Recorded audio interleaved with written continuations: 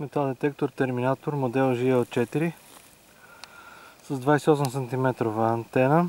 На лицевия панел на детектора е изведена букса за слушалки, стерео вариант, индикатор слаба батерия, включване и изключване на детектора, сила на звука, лостов превключвател, двутонална дискриминация и нормална дискриминация, ръчен грунт баланс и автоматичен грунт баланс, ниво на дискриминацията,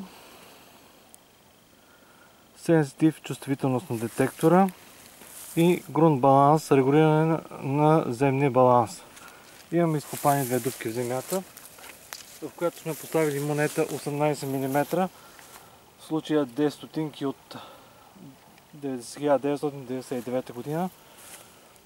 Две железни гайки. Нарочно съм ги избрал кръгли. Поставяме ги в дупката.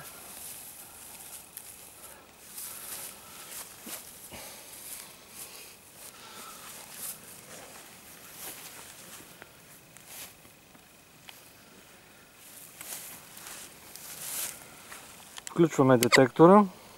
Чувствителност лека.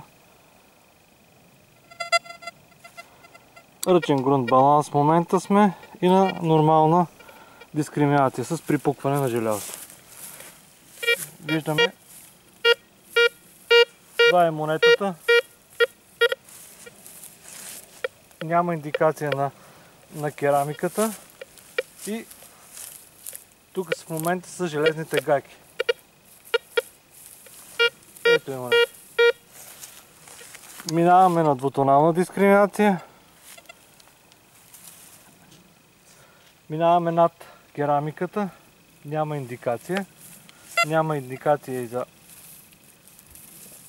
около дупките, че има сигнал. Минаваме над монетата. И минаваме над гайките.